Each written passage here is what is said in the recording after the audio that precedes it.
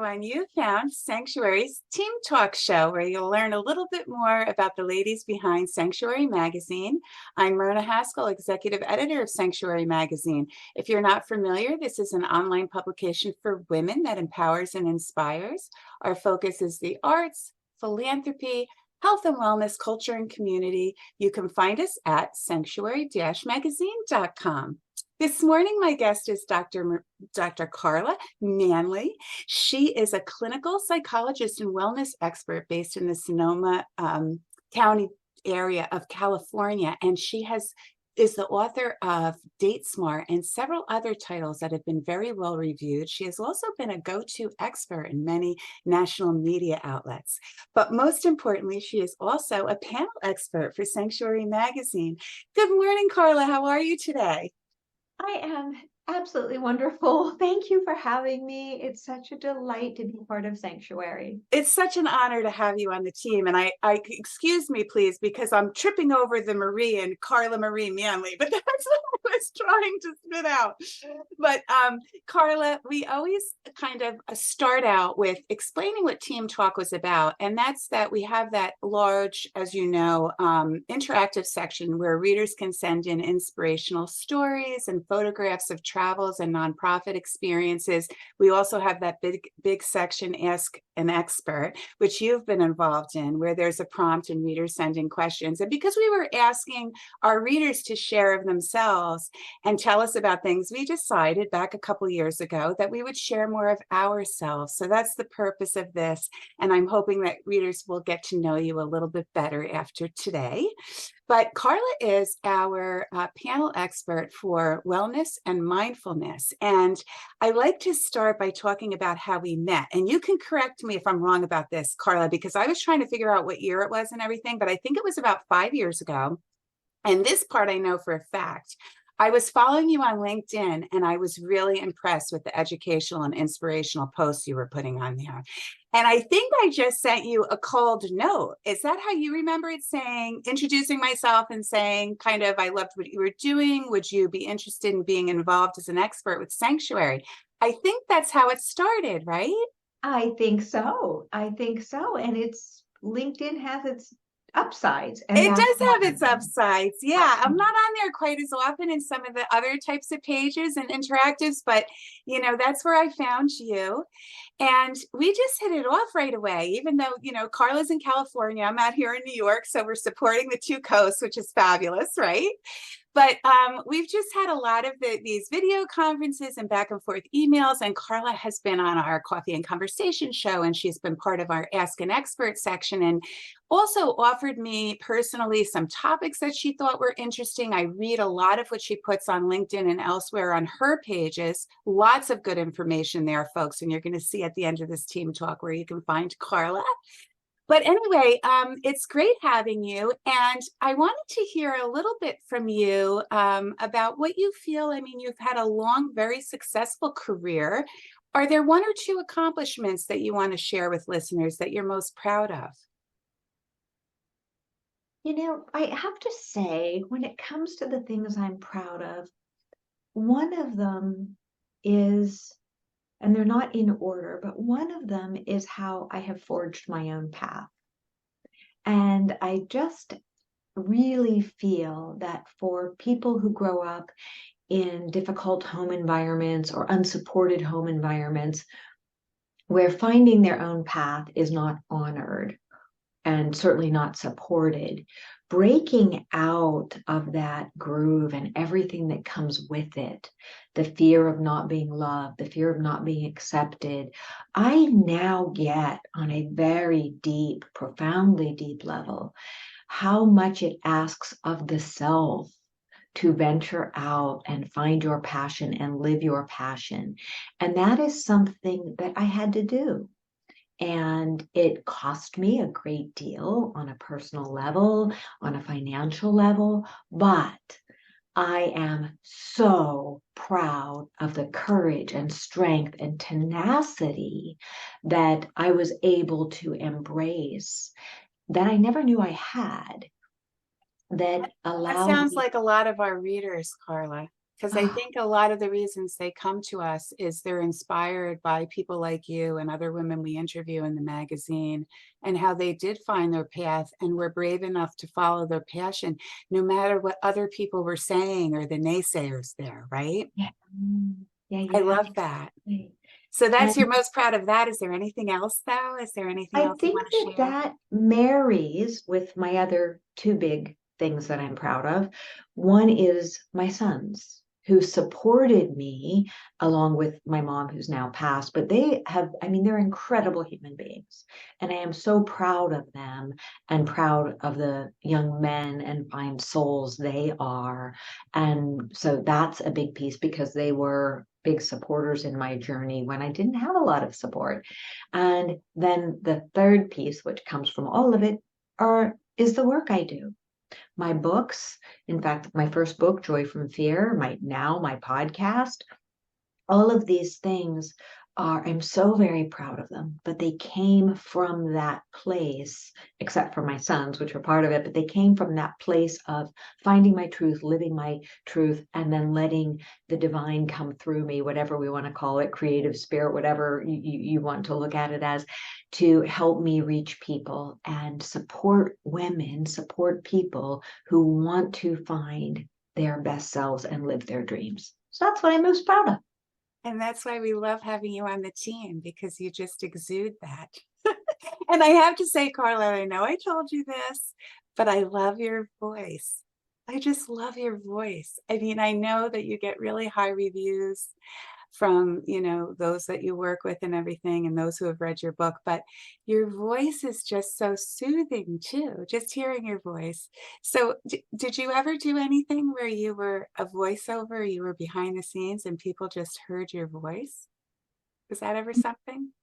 The first time I realized that there might be something special or interesting about my voice was in sixth grade. Back in Pennsylvania, the school librarian asked me if I would go in because she loved my voice. Who knows how she heard it? Maybe I just went in and checked out books because I was an avid reader. She asked me if I would do tape recordings of books for the blind. And it was a project that I started. I don't know that I recall getting very far with it, but that was my first experience. And then most recently, I do hear from people who say, and even during the pandemic, people who would find me on YouTube, or I was doing Facebook Lives, and they would listen to me to fall asleep. And because they liked the sound of my voice. Well, And you do have a meditative voice, but it's definitely not putting me to sleep. I will say that. But it's very calming, I think. You have a very calming way about you. So that's perfect for your profession, isn't it? But I just had to share that. Anyway, thank you. part of our team talk, right, is that I sort of like collected a bunch of these fun questions. And Okay. they asked each member of our team, can you pick out a couple that we can talk about? And really what this is for the listeners to get to know you a little more intimately, right? So I love what you picked out. And listeners, I don't know either what the answers are to these. So we're all experiencing this at the same time. But one of the things you picked out was the question about, what do you think your profession was in another life or another lifetime? I picked this question because I remember it's interesting. I have this vision of myself on one hand of being in a field before I was ever in Provence, being in Provence in France in a field of lavender. I wasn't royalty. I was just maybe middle class or woman with a long dress on and a white apron or something and walking through the fields. So Interesting. interesting. So I have that like deep in my body. The other piece is one time I was in England and I went to this psychic medium center that was actually started by Sir Arthur Conan Doyle Oh, because wow. That's a mouthful. yeah, he was a big believer in the psychic world. And I just wanted to go. And it was a beautiful building. It's still there. It's the Institute for Psychic Studies or something. And I had booked an appointment. And so I went in. It's tall, very tall, narrow building, beautiful wood inside. And I had booked an appointment and didn't know that the woman she was referred to me, but I didn't know that in that realm she's considered very sacred and special. So I went up to the top floor in this beautiful wood floored room, light bathing the area. And I did my little psychic reading with her. And I thought, this is wonderful. This is wonderful. And it was a very helpful reading for me, just on, it was a difficult time. I was learning how to separate and become the me I wanted to be. So she was very validating in that. But we finished and she said, I have a question for you. And I said, yes. She said, when you came in, did you recognize me? And I said, no, you seemed very familiar to me. I didn't say familiar. You seemed very kind and comforting to me, just approachable. She says, I need you to know you and I were high priestesses in another Oh my lifetime. gosh. And I instantly went, oh, okay. I didn't have a bodily or, any other memory of it, but it felt, and of course she's a truth sayer. And so, but it fit. It Yeah. fit because I could see that, yes, a high priestess, she would be part of that healing profession. So I sense whatever I've done, if there are many lifetimes, as I believe there are, I believe that I keep coming back as some sort of healer or peaceful warrior or a combination of the two. Well, that would make sort of sense though, isn't it? Because Mhm. you're a healer now. I mean, you Yeah. help people through their issues and their, when they're depressed, and through relationship issues that can, as we both know, can be very difficult. And so it kind of goes hand in hand, right? I Yeah. mean, you have that in your blood. That's interesting. Oh, I love that. But did you like connect? So do you think the whole lavender thing with the white apron, I think you said, what did you say, apron?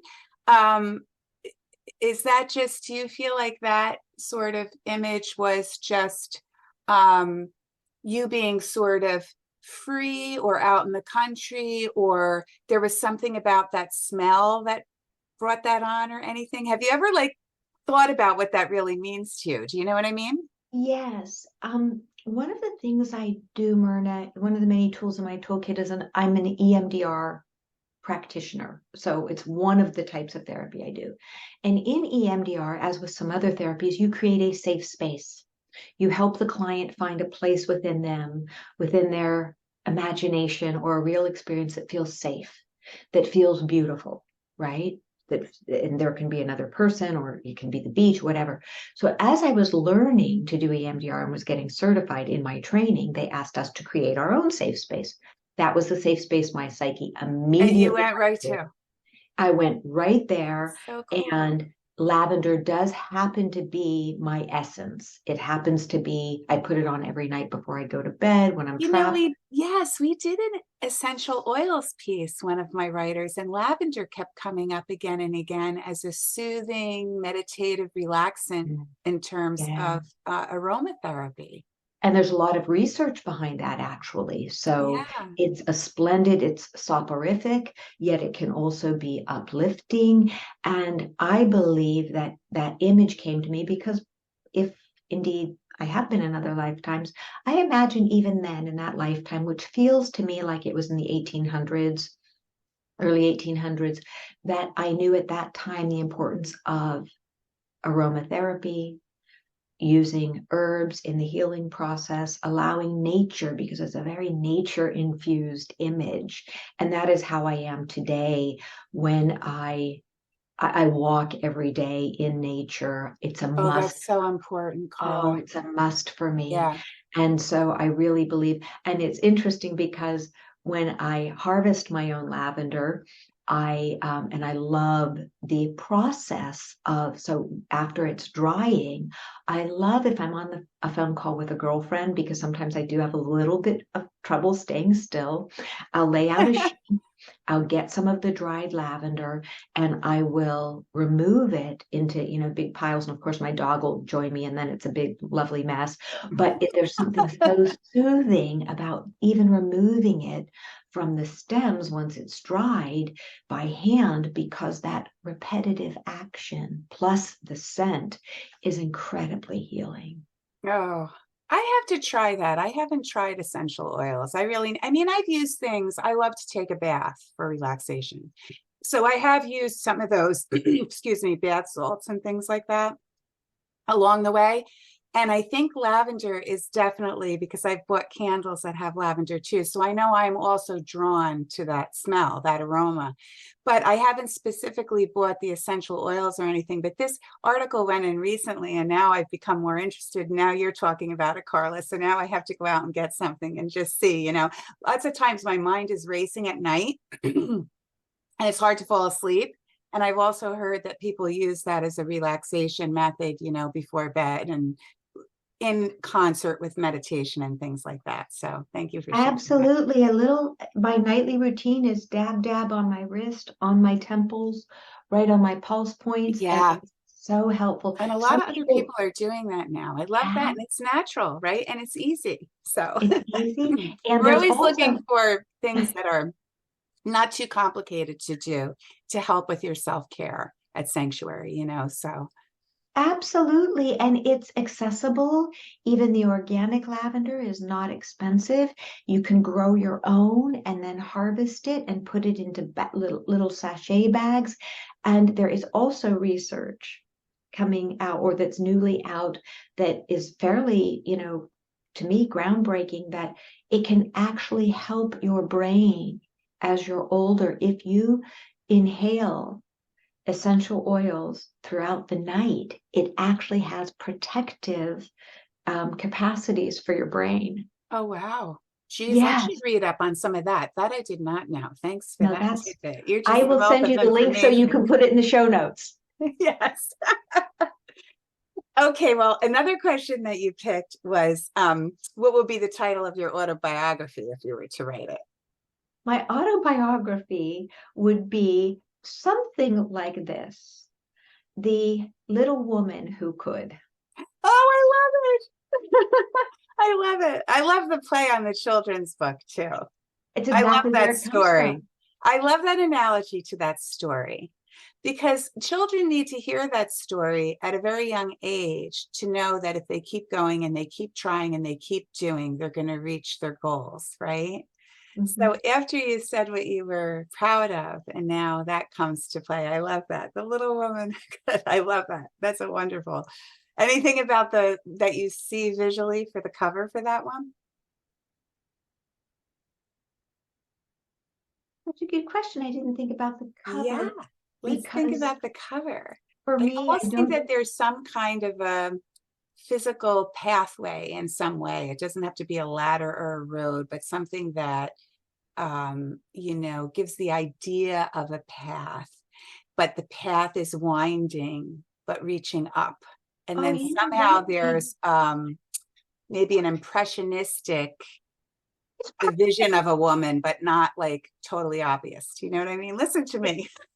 It's I it's perfect because as I do see the road, right?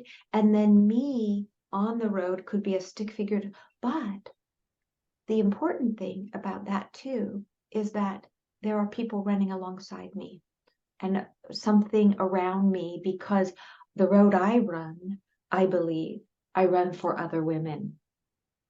That is why I believe I'm good at what I do, even my writing, certainly my clinical work, is because I get it on a deep knowing level. I don't get it just from a clinical level from, my education. I get the journey on I have been there, I am walking That's this right. road with you That's right. level. And that's And what we're all about at Sanctuary too, right, Carla? And why you're such a good fit for us.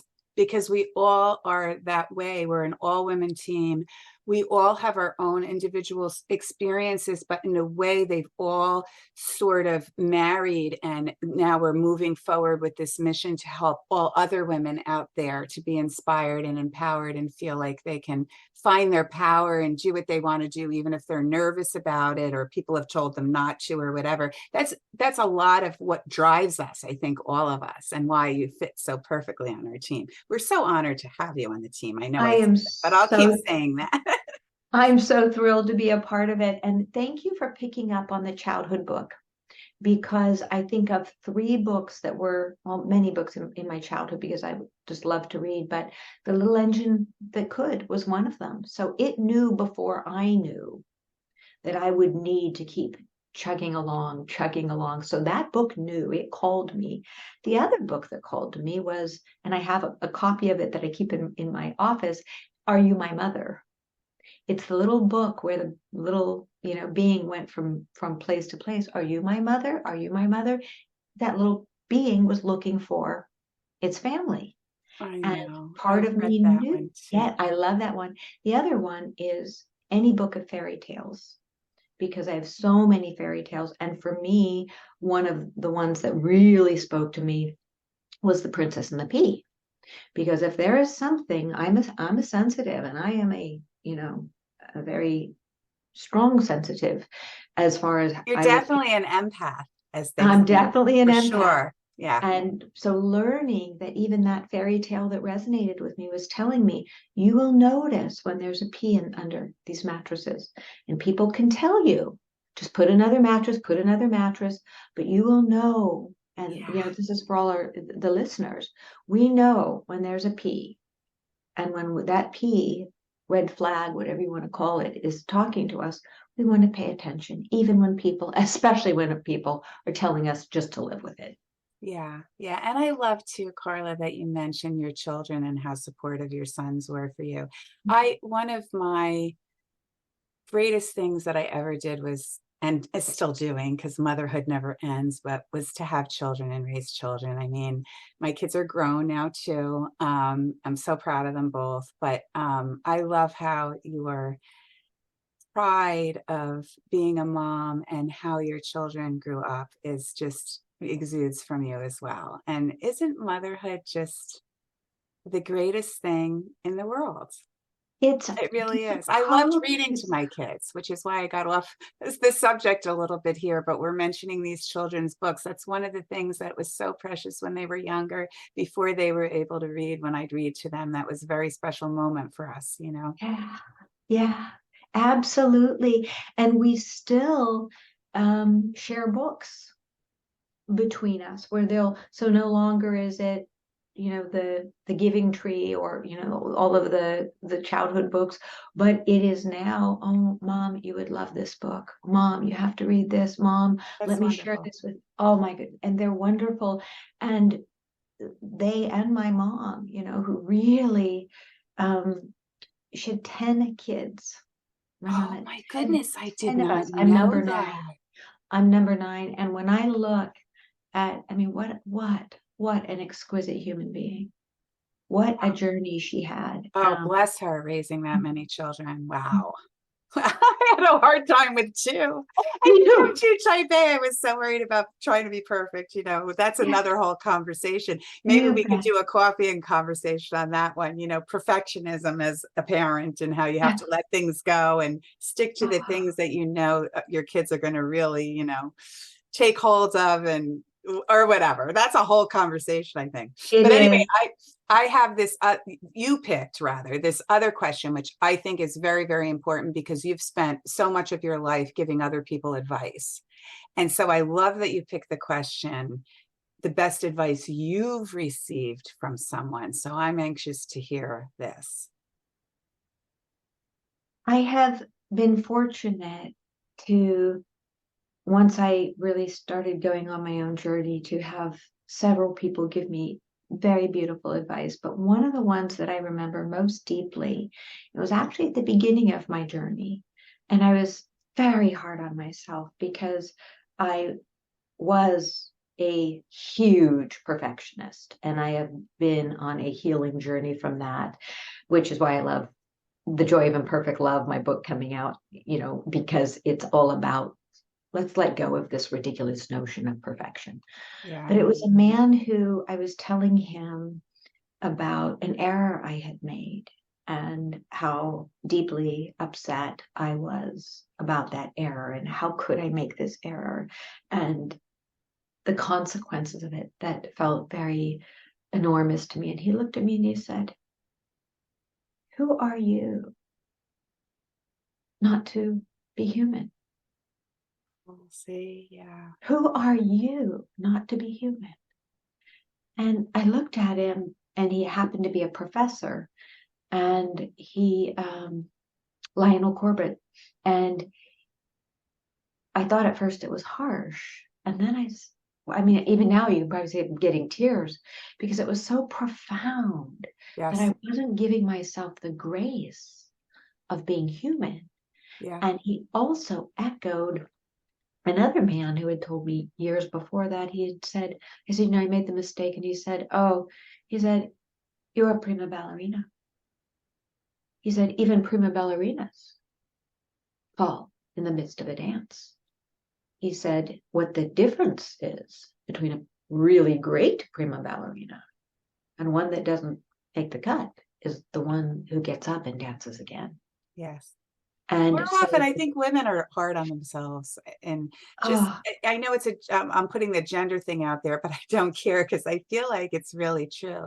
I think women tend to be harder on themselves than other people are lots of times, because we're expecting ourselves to be able to wear 20 hats and be perfect wearing those 20 hats, and that's impossible too, right? So and we are all prima ballerinas. We all have that capacity to dance our dance, to dance our best dance every day, one day at a time. And our best dance is not the same thing as a perfect dance. that's right.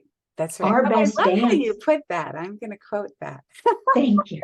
Our best dance may be getting up, leaving the kitchen messy, making pancakes, and enjoying time with our kids who came home for the holidays. That's That right. may be our best dance that day. It may be far from Instagram worthy. Yeah, And right. I don't care. Yeah, good. I love I that message too. Let's, sometimes absolutely put down the phone, right? Just put down the phone.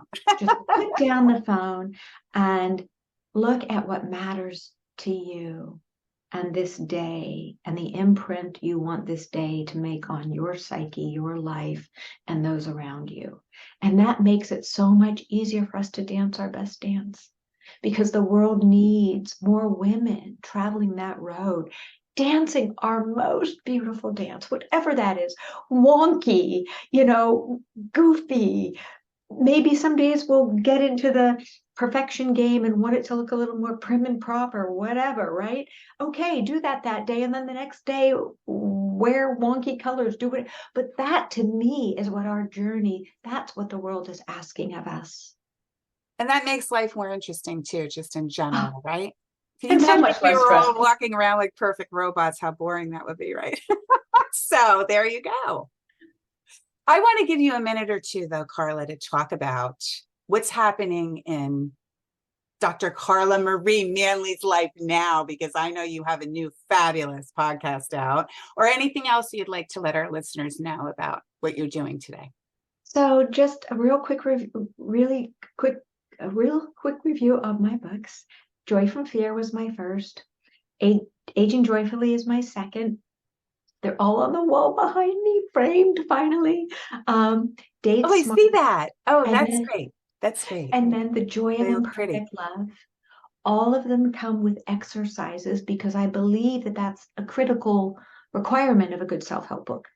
Because you don't want someone just to read it and go on with their lives and expect the messages to have changed them. No, really, we have to, as with anything, we have to do the work. So they all have self work exercises. If someone can't afford a book, there are free downloads on my book page on my website. So you can go, onto that book page, and there are free downloads that help you do self work, 4 sets of them. So there's that. My podcast, Imperfect Love, started in September. It's doing beautifully. I can't wait for you to be a guest, which we have Yes, coming up. folks, I'm I'm going so to be a guest excited. on there and I will help you promote that, Carla. I'm really Thank excited about you. it. It's so, and one of the ways I know that the analytics are showing it's doing well, but my husband, who's not a very psychologically minded person, he has been listening to some of the episodes and he doesn't have a big attention span. He will listen the whole way through. Oh, see, there you go. There you That's what you go. want. If people are listening all the way through and that's what your analytics are showing, you've got something special. That's Well, great, Carla. I'm so happy for you with that. I And have, I've read 2 of your books and they're fabulous and they are interactive in that way. Carla, as you can imagine, does not preach. And because it's interactive and she gives you exercises, you almost become part of that journey as you're going through the book, which is fabulous. So we'll put a couple of those images up so people can recognize that. But I love that you've framed the covers. They look beautiful on the wall there, Carla. My And I future want to, is there daughter-in-law. anything else before we sign off that you Let missed? me think if there was one more thing. I think for all of us, whether you're religious or spiritual, just one piece that makes me me, that's, I wanted to offer that I had heard this, it was in some show where it said, "Here I am, send me." And I thought, what? Oh my God. And it just touched my soul. And I thought, I want more of that. I want to get out of my own way. And instead of me having an agenda for what's coming, right? I want the divine, the collective unconscious, whatever you want to call it, love, to send me where I am needed. So I looked that up. It actually happened to come from the Bible, Isaiah, but I didn't know that.